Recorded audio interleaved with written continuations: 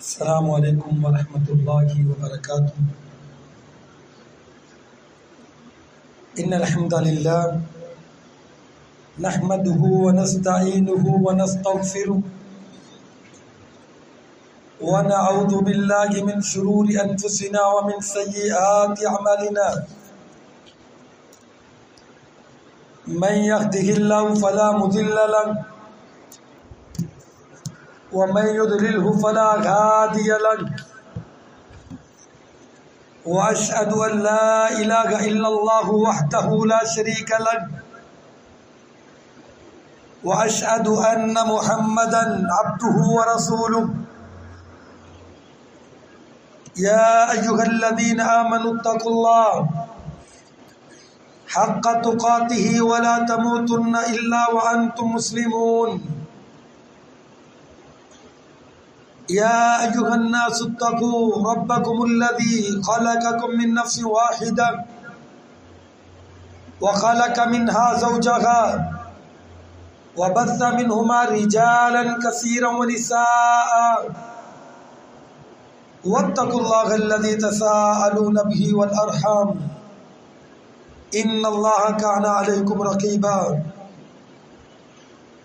يا أيها الذين آمنوا اتقوا الله وقولوا قولا سديدا يصلح لكم أعمالكم ويغفر لكم ذنوبكم، ومن يطع الله ورسوله فقد فاز فوزا عظيما،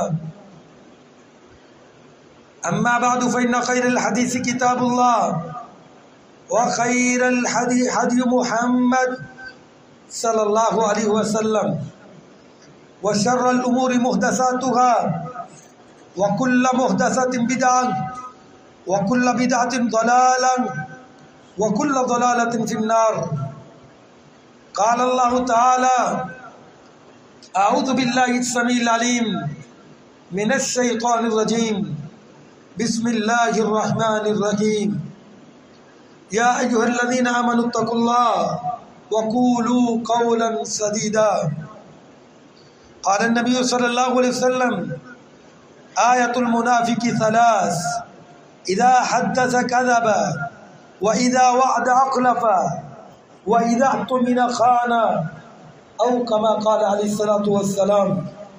اللهم صل على محمد وعلى ال محمد كما صليت على ابراهيم وعلى ال ابراهيم انك حميد مجيد، اللهم بارك على محمد وعلى ال محمد كما باركت على إبراهيم وعلى آل إبراهيم إنك حميد مجيد، سبحانك لا علم لنا إلا ما علمتنا إنك أنت العليم الحكيم، صدق الله العلي العظيم۔ حمد و سلام، کبریائی، بڑائی، تعریفی کلمات اللہ وحدہ لا شریک کی ذات اقدس کے لیے، درود و سلام بے شمار لاتعداد نبی رحمت، نبی کامل، سید الاولین والآخرین، امامنا فی الدنیا و امامنا فی الآخرہ، جناب محمد الرسول اللہ صلی اللہ علیہ وسلم کی ذات اقدس کے لیے۔ محترم سامعین کرام، اللہ تعالیٰ نے کائنات کو بنایا، پھر اس کائنات کو مختلف مخلوقات سے سجایا، پھر ہر چیز کو پہچاننے کی مختلف علامات اور نشانیاں رکھی۔ آسمان اپنی بلندیوں سے پہچانا جاتا ہے، زمین اپنی نشانیوں سے پہچانی جاتی ہے، سورج گرمی اور حرارت سے پہچانا جاتا ہے، چاند اپنی چاندنی سے پہچانا جاتا ہے،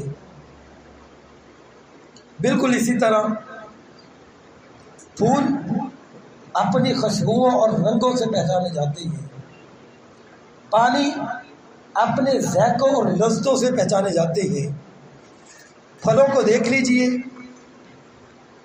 پھل اپنی مٹھاس، رنگت اور ذائقوں سے پہچانے جاتے ہیں، چڑیا اپنی چہچہٹ سے پہچانی جاتی ہے، کوئی اپنی خوبصورت آواز کک کک کی آواز سے پہچانی جاتی ہے۔ یعنی ہر چیز کو پہچاننے کے اللہ نے مختلف نشانیاں، مختلف اوصاف رکھے ہیں۔ بالکل اسی طرح مومن بھی اپنی نشانیوں سے پہچانے جاتے ہیں، منافق بھی اپنی نشانیوں سے پہچانے جاتے ہیں۔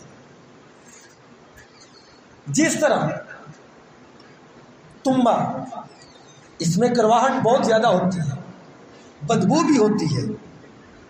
اگر کوئی شخص آج تمبے کو سیب کہہ دے تو لوگ اسے پاگل کہیں گے کہ یہ کیا کہہ رہا ہے، تمبے کو سیب سمجھ کے باور کرا رکھا گے اور لوگوں کو کہہ رہا ہے یہ سیب ہے۔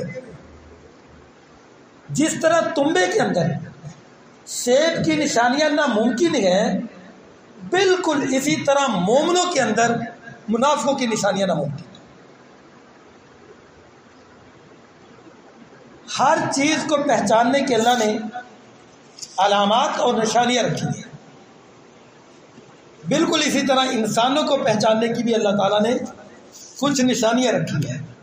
اگر ایک انسان کے اندر مومنوں کی نشانیاں پائی جائیں گی تو اسے ہم مومن کہیں گے، اگر کسی کے اندر کافروں کی نشانیاں پائی جائیں گی تو اسے ہم کافر کہیں گے، کسی کے اندر منافقوں کی نشانیاں پائی جائیں گی تو وہ منافق ہے۔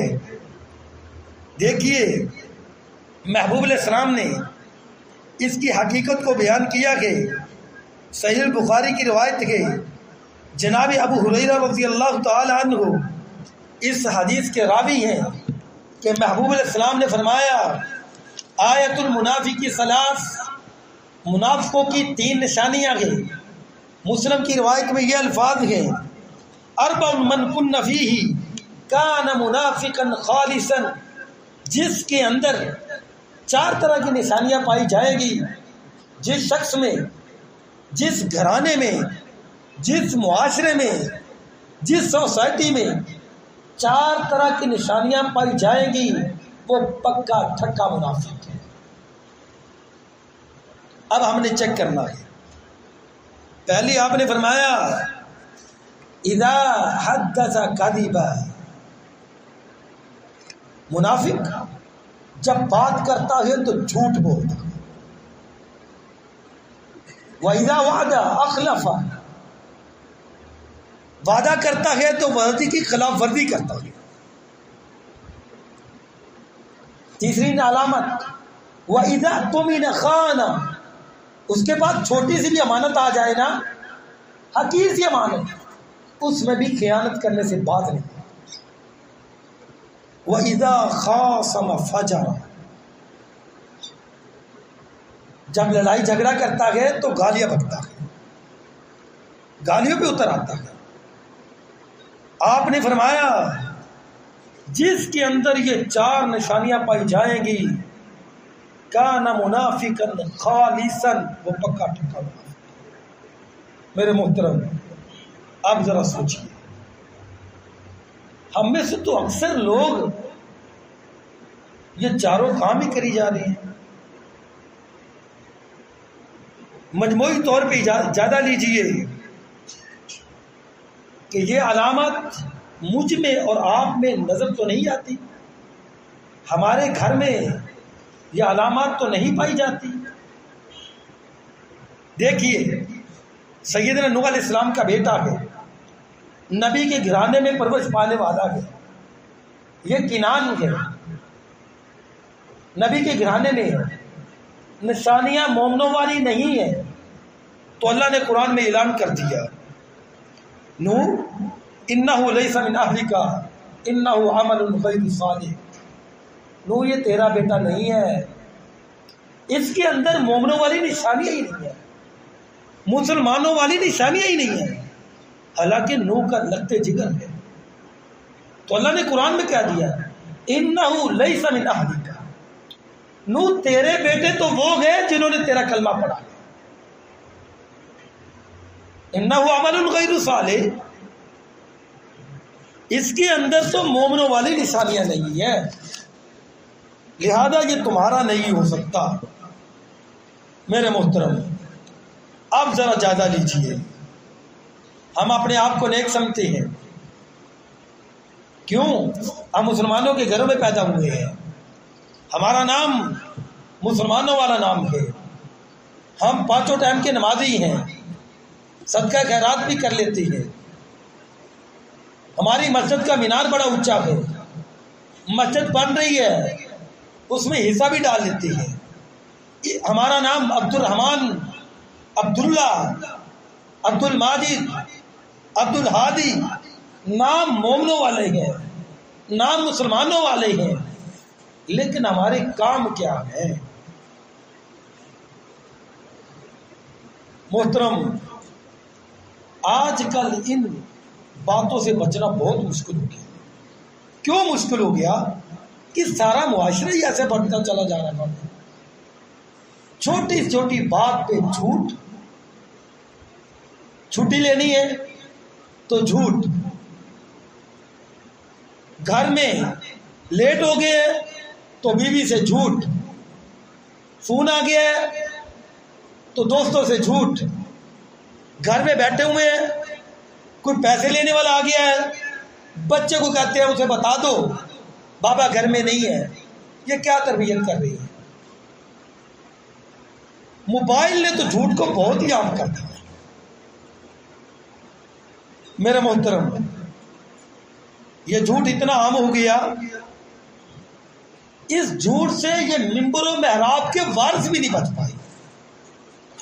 ممبروں پہ کھڑے ہو کے جھوٹی حدیثیں، من گھڑت واقعات، من گھڑت قصے کہانیاں، مسلک کی تائید میں سیاسی طور پہ جدھر نظریہ جا رہا ہے اس پارٹی کی موافقت میں قرآن و حدیث بیان کر دیے جا رہے ہیں۔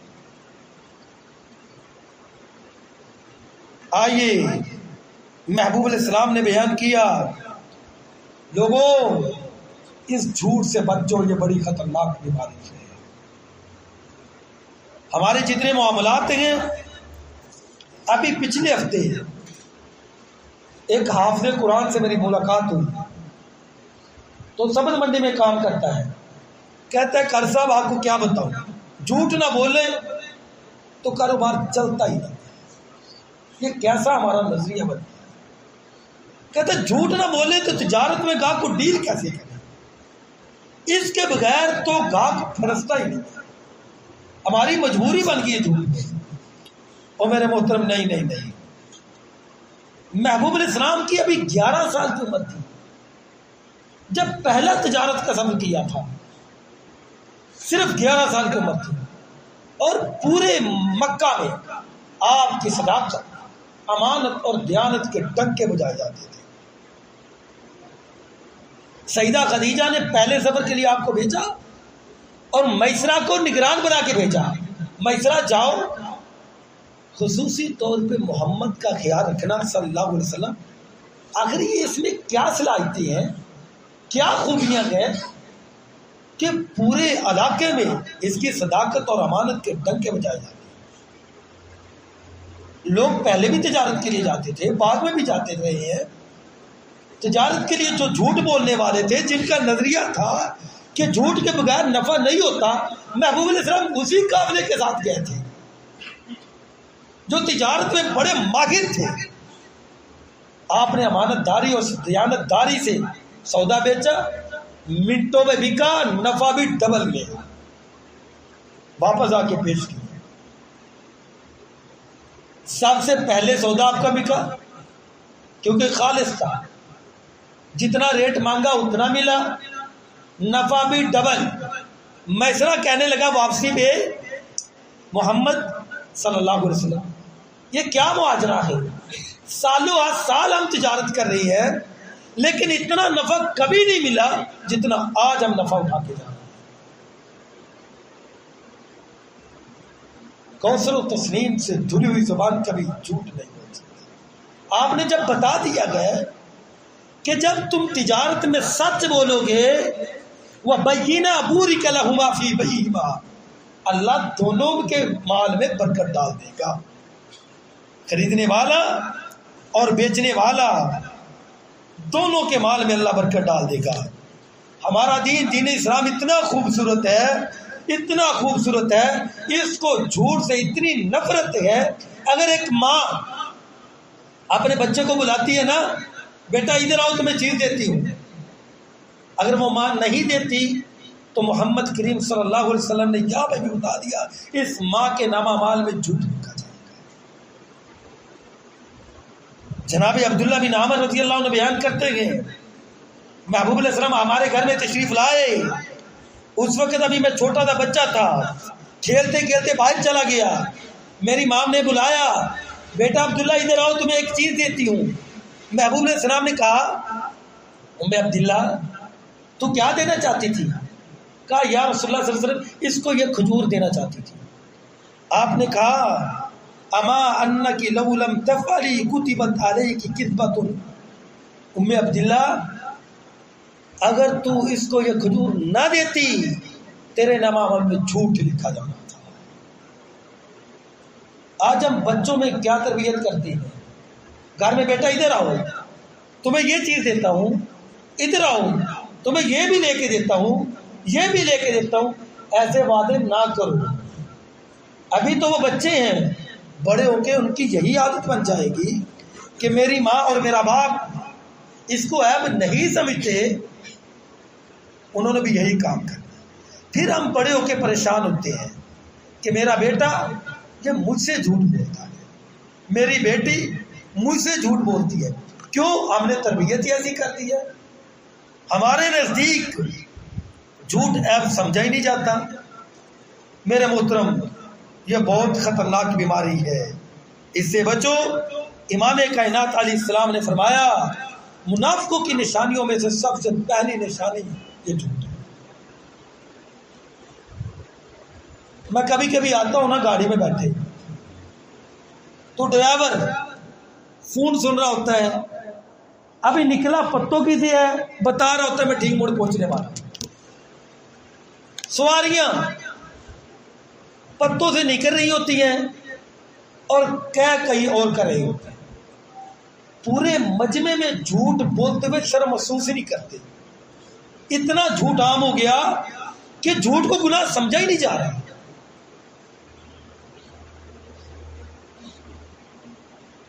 کچھ لوگ گناہ کرتے ہیں نا تو چھپ کے کرتے ہیں، کہیں دوسرے کو خبر نہ ہو جائے، لیکن جو گناہ عام ہو جاتا ہے اس کا تصور ہی ہمارے ذہنوں سے نکل چکا ہوتا ہے۔ سرتاج رسول صلی اللہ علیہ وسلم نے فرمایا المتشبع بما لم یؤتا کلابس ثوب ذور۔ آپ نے اس بات کو بھی جھوٹ کہا کہ یہ اتنا خطرناک جھوٹ ہے، آپ کے پاس چیز موجود نہیں ہے، آپ دوسرے کو باور کرا رہے ہیں یہ چیز میری ہے۔ مکان کرائے پہ ہے، کوئی رشتہ دیکھنے آیا ہے، ان کو یہ باور کرا رہے ہیں یہ مکان میرا ہے۔ موٹر سائیکل کسی کی ہے، نئی موٹر سائیکل آپ لے کے بازار میں چلے گئے ہیں، کوئی پوچھتا ہے تو آپ یوں باور کرا رہے ہیں یہ میری ہے۔ موٹر سائیکل اپنی نہیں ہے، گاڑی اپنی نہیں ہے، کرائے پہ ہے، لیکن سسرال والوں کے پاس گئے ہیں، ان کو یہ باور کرا رہے ہیں گاڑی میری ہے۔ علم نہیں ہے، باور کرا رہے ہیں کہ میں بہت بڑا عالم ہوں۔ ڈاکٹر آپ نہیں ہیں، لوگوں کو یہ باور کرا رہے ہیں کہ میں ڈاکٹر ہوں۔ پروفیسر نہیں ہے، نام کے ساتھ پروفیسر لگا رہے ہیں۔ چودھری نہیں ہے، نام کے ساتھ چودھری لگا رہے ہیں۔ تو محبوب علیہ السلام نے فرمایا یہ اتنا خطرناک بندہ ہے، یہ ایسا ہے جیسے اس نے دونوں کپڑے جھوٹے پہنے ہیں، یہ جھوٹ کے اندر ہی ڈوبا ہوا ہے۔ کلابس ثوب ذور، اس نے سر سے لے کر پاؤں تک جھوٹ میں یہ شخص ڈوبا ہوا۔ شادی بیاہ کے فنکشن میں ہم کیا کرتے ہیں، اتنی ہماری اوقات نہیں ہے، ہم بننے کی کوشش کر رہے ہیں، لاکھوں روپے قرضہ اٹھا کے رشتے داروں میں یہ باور کرا رہے ہیں کہ ہم بہت لائن لاٹ ہیں۔ اس کو جھوٹ سمجھا ہی نہیں جا رہا، اور محبوب علیہ السلام نے اس کو سب سے خطرناک جھوٹ کہا ہے۔ تمہاری صلاحیت نہیں ہے، تمہاری اوقات نہیں ہے، تم ایسا کام کیوں کر رہے ہو جس کی اوقات نہیں ہے؟ اذا حدث کذب، یہ پہلی نشانی ہے منافق کی، جب وہ بات کرتا ہے تو جھوٹ بولتا ہے۔ میرے محترم، امام کائنات صلی اللہ علیہ وسلم نے فرمایا من لم یدع قول الزور والعمل به فلیس للہ حاجۃ، اگر کوئی بندہ جھوٹ نہیں چھوڑتا نا، اس کی نمازوں کی اللہ کو پرواہ ہی کوئی، اس کے روزوں کی بھی کوئی پرواہ نہیں ہے۔ حالانکہ ایک روزے کی اتنی فضیلت ہے، اتنی فضیلت ہے ایک روزے کی، نفلی کی بات کر رہا ہوں، بخاری مسلم کی روایت ہے، محبوب علیہ السلام نے فرمایا جو ایک اللہ کی رضا کے لیے روزہ رکھ لیتا ہے نا، بعد اللہ وجہہ عن النار 70 خریفہ، 70 سال اس کو اللہ جہنم سے دور کر دیتے ہیں۔ لیکن یہ بھی آپ کی زبان نے فرمایا، یہ بھی بخاری مسلم کی روایت ہے، من لم یدع قول الزور والعمل به فلیس للہ حاجۃ، جو جھوٹ چھوڑتا نہیں ہے اللہ کو اس کے نیکیوں کی بھی کوئی پرواہ نہیں ہے۔ دوسری روایت صحیح بخاری کی، اور یہ بھی روایت صحیح مسلم میں موجود ہے، جناب ابو بکر رضی اللہ عنہ بیان کرتے ہیں، محبوب علیہ السلام نے فرمایا الا انبئکم باکبر الکبائر، او میرے صحابہ میں تمہیں سب سے بڑے گناہوں کی خبر نہ دوں؟ الاشراک باللہ، سب سے خطرناک گناہ، سب سے بڑا گناہ اللہ کے ساتھ شرک کرنا، وعقوق الوالدین، والدین کی نافرمانی کرنا، وشہادت الزور وقول الزور، وشہادت الزور وقول الزور، وشہادت الزور وقول الزور۔ آپ دیکھ لگا کے بیٹھے ہوئے تھے، سیدھے کھڑے ہو گئے اور یہی کلمہ دہرائی جا رہے ہیں، دہرائی جا رہے ہیں۔ صحابہ کرام نے کہا ہم نے خواہش کی کاش کہ آپ خاموش ہو جائیں، اتنی کون سی خطرناک بات آ گئی جو آپ بولتے ہی چلے جا رہے ہیں، بولتے ہی جا رہے ہیں۔ آپ نے کہا میرے صحابہ جھوٹی گواہی نہ دینا، جھوٹ نہ بولنا، جھوٹی گواہی نہ دینا، جھوٹ نہ بولنا، مرنا ہے تو مر جاؤ لیکن جھوٹ کے قریب نہ جانا، جھوٹی گواہی نہ دینا۔ آج دیکھیں جھوٹی گواہی کو تو ہم نے جھوٹ سمجھا ہی، پتہ ہے میرے بیٹے کے پاس اتنی ڈگری نہیں ہے لیکن سفارشیں ڈلوا کے پیسے بھر کے نوکری لینے کی کوشش کر رہی ہے، الٹا تعلقات کے تلاش کرتے ہیں کہ فلاں بندہ کو اس سے رابطہ ہے، اس سے بھی سفارش ڈالتے ہیں۔ یہ جھوٹی سفارش کرنے والا بھی جھوٹی گواہی میں شریک ہے۔ جیلی کاغذ بنوا لینا، جیلی ڈگریاں بنوا لینا، جیلی سرٹیفکیٹ بنوا لینا، یہ تو جھوٹی گواہی ہے۔ اور ہم سمجھتے ہیں کوئی بات نہیں، یہ غریب آدمی ہے اس کی سفارش کر دیتا ہوں۔ یہ خیر کوئی نہیں ہے میرے محترم، یہ دھوکہ ہے۔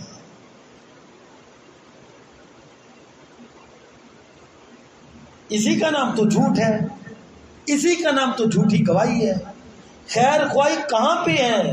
جہاں پہ ایک مسلمان سے غلطی ہو گئی ہے اور تم اس کی معذرت کے لیے چلے جاتے ہو، ہاں یہاں پہ آپ غلطی کا اعتراف کریں کہ محترم کوئی بات نہیں، وہ بچہ تھا، اس سے غلطی ہو گئی ہے، یہ انسان ہے، یہ بھول گیا ہے، یہاں پہ آپ سفارش کریں، اس کی غلطی کا اعتراف کریں۔ تو یہاں پہ آپ نے فرمایا اشفعوا فلتؤجروا، سفارش کرو اجر مل جائے گا۔ لیکن جھوٹی گواہی دینا، جھوٹی سفارش کرنا، شریعت نے اس کو، جھوٹی گواہی کو یہی رتبہ دیا، اور ہماری نظروں میں یہ گناہ ہے ہی نہیں، کیوں سارے لوگ ہی یہی کام کیے جا رہے ہیں۔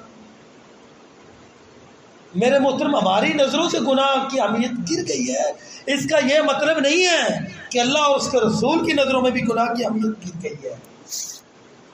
اللہ اور اس کے رسول کی نظروں میں یہ سب سے کبیرہ گناہ ہے، اس گناہ کو شرک کے ساتھ ملا دیا ہے۔ اور جھوٹ یہ جہنم کے ایندھن بنا دے گا۔ جہنم میں جانے کا سبب بن جاتا ہے۔ عبداللہ بن مسعود رضی اللہ عنہ بیان کرتے ہیں محبوب علیہ السلام نے فرمایا علیکم بالصدق، او میرے امتیو سچائی کو لازم پکڑ لو، سچائی کو ہاتھوں سے نہ جانے دینا۔ وقتی طور پہ تمہیں پتہ چل رہا ہے کہ مجھے چھٹی نہیں ملے گی، کوئی بات نہیں، سچ بول دو، اس کا فائدہ ہوگا۔ کیا ہوگا فائدہ؟ علیکم بالصدق فإن الصدق یہدی الی البر، یہ سچائی بولنا۔ وقتی طور پہ چھٹی نہیں بھی ملی تو کوئی بات نہیں، یہ بہت بڑی نیکی ہے، اتنی بڑی نیکی ہے یہدی الی الجنہ، جو تمہیں جنت میں داخلے کا سبب بنا دے گی۔